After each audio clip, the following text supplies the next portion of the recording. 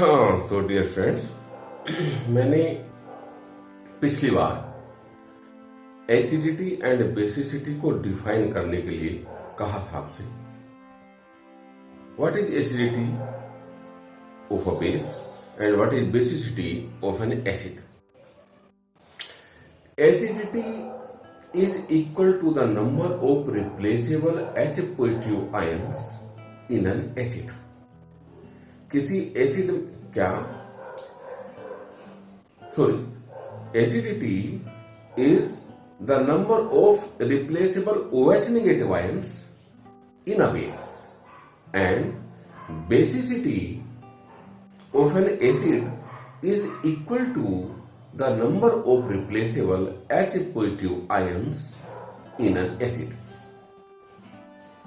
किसी एसिड में जितने रिप्लेसेबल H पॉजिटिव आयंस होते हैं उसको हम उस एसिड की बेसिसिटी बोलते हैं।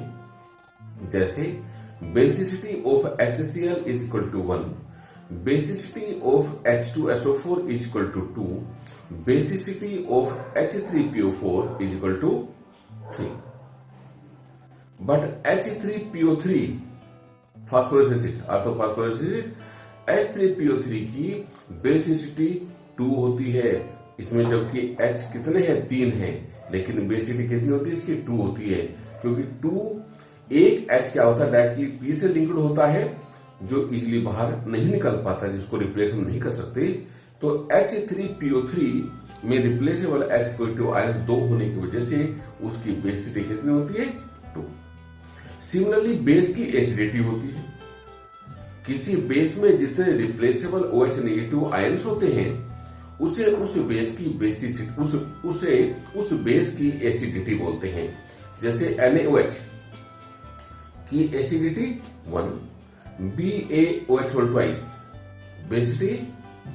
Acidity is equal to 2 and AlOH whole thrice की एसिडिटी इज इक्वल टू 3। अब हम न्यूमेरिकल पर चलते हैं। न्यूमेरिकल चल रहे थे, न्यूमेरिकल नंबर 13। हमने अब तक मोलरिटी, नॉर्मलिटी, मोल फ्रैक्शन इनके हमने न्यूमेरिकल किए हैं। अब हम चलते हैं osmotic pressure, elevation, boiling point, depression, freezing point, इन पर। सबसे पहले ऑस्मोटिक प्रेशर की बात करते हैं। ऑस्मोटिक प्रेशर पर जो बेस न्यूमेरिकल से उनकी बात करते हैं। Question number 13,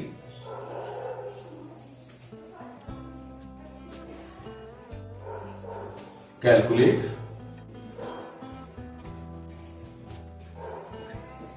the osmotic pressure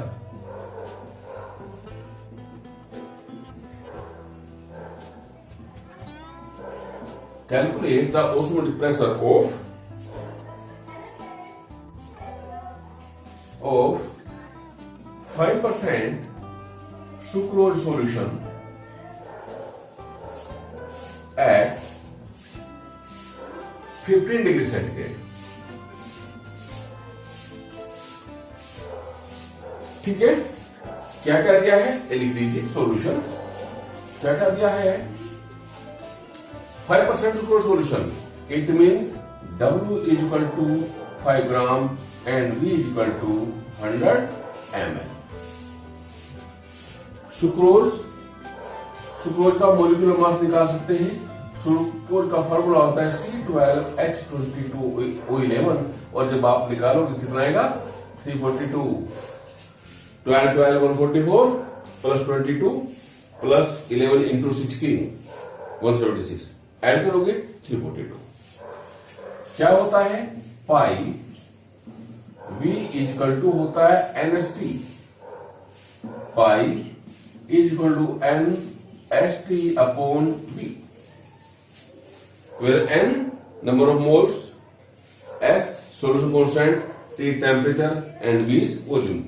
T भी गिवन है, T भी लिख लेते हैं। T इज इक्वल टू कितना है, 15 plus 273 is equal to 288 calorie. Put कर लीजिए वैल्यू। N क्या होता है, W अपॉन M लिख सकते हैं इसको आप, नंबर ऑफ मोल्स को, ST और यहां पर क्या है V। अब वैल्यू पुट कर दीजिए। W कितना है, 5 ग्राम, S होता है 0.0821, T आया है 288 अपॉन एम मोलिकुलर मास है 342 एंड वॉल्यूम है 100 ml मीन्स लीटर में 0.1। क्लियर? इसको जब हम सोल्व करेंगे तो आंसर आएगा pi is equal to 3.457 atmosphere. Clear है? Next numerical number 14।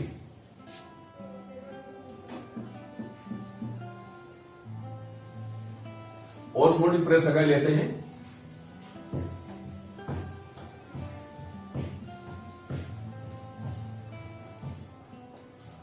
Numerical number 14, calculate the osmotic pressure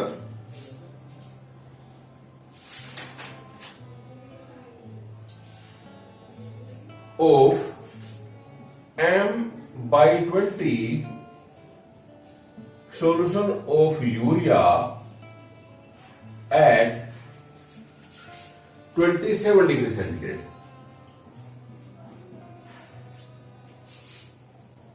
clear? मोलेरिटी दी है इस क्वेश्चन में सॉल्यूशन। मोलेरिटी इक्वल टू कितनी है 1/20। मोलेरिटी क्या होती है mass upon molar mass into volume. आपको टेम्परेचर भी दिया है T इक्वल टू 27 प्लस 273 ये हो जाएगा 290 केल्विन। फार्मूला क्या होता है pi V equal to NST। Pi equal to N की जगह पर W अपॉन M लिख सकते हैं हम और ST अपॉन P। ये जो मोलेरिटी है ये W अपॉन MV की वैल्यू है। मोलेरिटी क्या होती है ये देखिए mass upon molar mass into volume. तो क्या लिख सकते हैं हम 1/20 ST। क्लियर है? वैल्यू पुट कर दीजिए 1/20 S की वैल्यू है 0.0821 T की वैल्यू है 290। इसको सोल्व करेंगे आंसर आएगा pi equal to 1.23 atmosphere.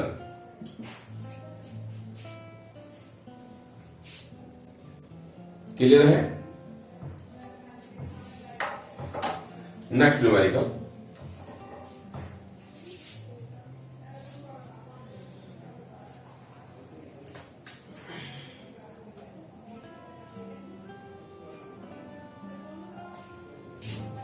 Question number 15।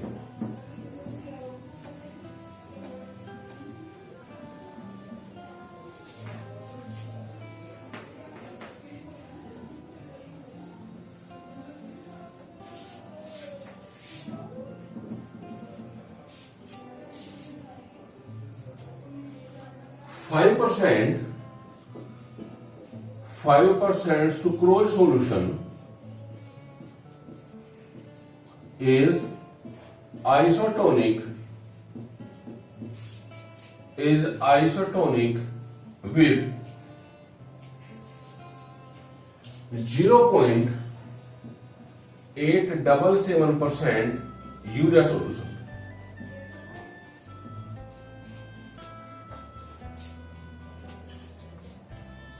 Calculate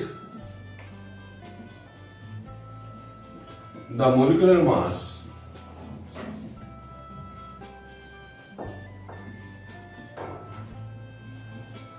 of urea। हमने थ्योरी में आपको बताया था आइसोटोनिक सॉल्यूशंस वो होते हैं जिनके ऑस्मोटिक प्रेशर आपस में इक्वल होते हैं। तो आप क्या करेंगे इधर तो ले लीजिए यानी सॉल्यूशन, इधर तो ले लीजिए सुक्रोज सॉल्यूशन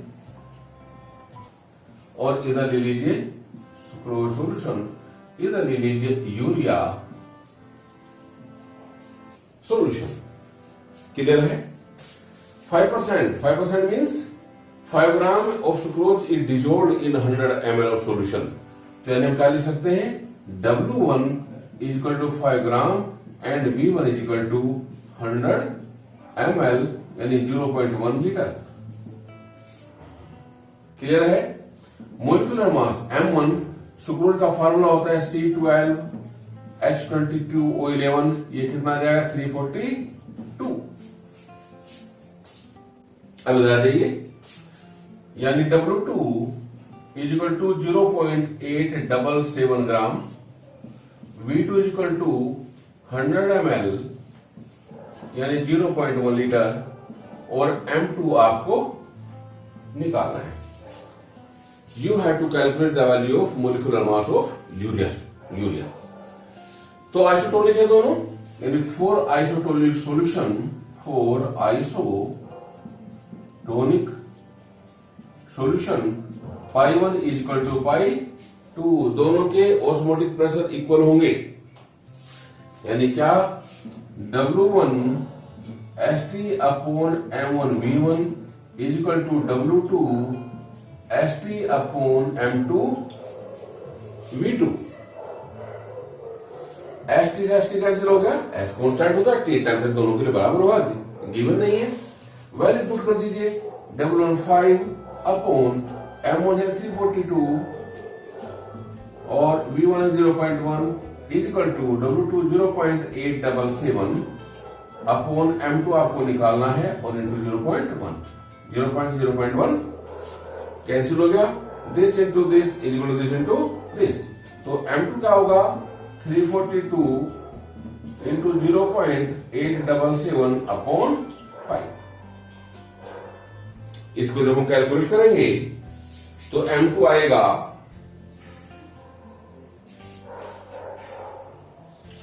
59.9। मोलिकुलर मास की कोई यूनिट नहीं होती, या ग्राम पर मोल लिख सकते हैं आप। आपको पता भी यूरिया का मोलिकुलर मास कितना होता है, 60 होता है, तो देखो नियर अबाउट 60 आता है। ये आइसोटोनिक सॉल्यूशन में क्या करेंगे आप, दोनों के π1 इज इक्वल टू π2 कर दोगे। क्लियर है? एक क्वेश्चन और देखते हैं आइसोटोनिक सॉल्यूशन का।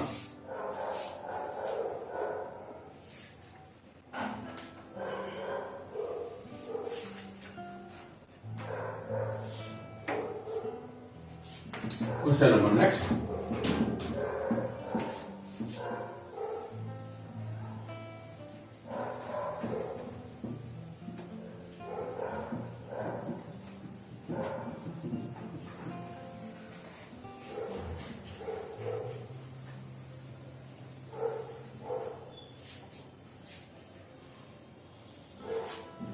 Question number 17, 8.6 gram per liter solution of urea is isotonic with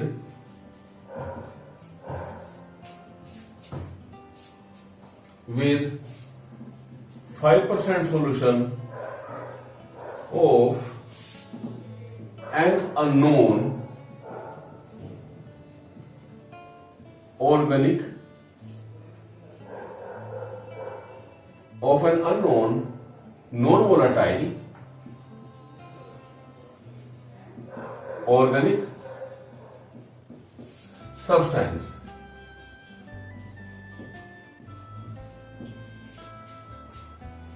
Calculate the molecular mass of organic substance. Calculate the molecular mass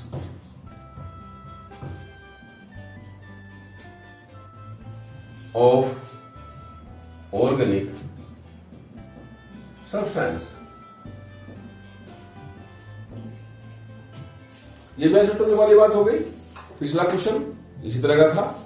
क्या करें, इधर ले लो आप सॉल्यूशन, यानी इधर ले लें आप यूरिया और इधर ले लें unknown substance, unknown substance x मान लीजिए, जो भी है। फिर वही बात 8.6 ग्राम पर लीटर, यानी W1 is equal to 8.6 gram और V1 is equal to 1 litre. Gram पर लीटर है। ग्राम पर लीटर का मतलब क्या हुआ, कि 8.6 तो होगा, इसका ग्राम हो गया मास, और वैल्यू वॉल्यूम की होगी 1 लीटर। यूरिया आप मोलिकुलर मास जानते हैं 60, यानी फॉर्मूला क्या होता है NH2CO NH2, यानी कितना आएगा 60। अब बता दीजिए W2 इज इक्वल टू 5%, तो 5 ग्राम, and V2 is equal to 0.1 लीटर। M2 आपको कैलकुलेट करना है। समझ गए मेरे ख्याल से? ये दोनों सॉल्यूशन एक दूसरे के आइसोटोनिक है, समपरासरी है, तो आपको मोलिकुलर मास निकालना है। यानी फॉर आइसोटोनिक सॉल्यूशन क्या करेंगे, π1 इज इक्वल टू π2, दोनों के ऑस्मोटिक प्रेशर इक्वल होंगे। वैल्यू पुट कर दीजिए। W1 यानी W1 ST upon M1 V1 is equal to W2 ST upon M2 V2। ST से ST कैंसिल, वैल्यू पुट कर दीजिए 8.6 अपॉन M1 है 60, V1 है 1 is equal to W2 5 gram upon M2 आपको निकालना है, और V2 है 0.1।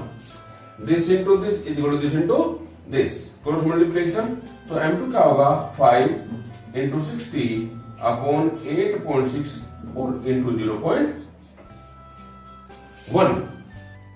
क्लियर है?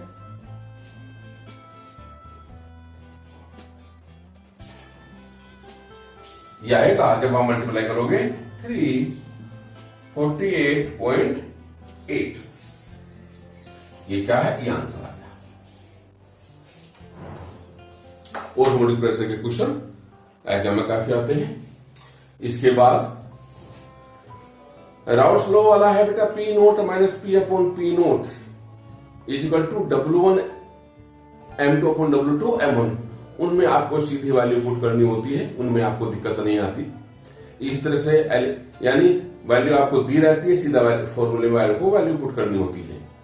एलिवेशन ऑफ बीपी में भी आप यही काम करते हैं, हम आपको बता चुके।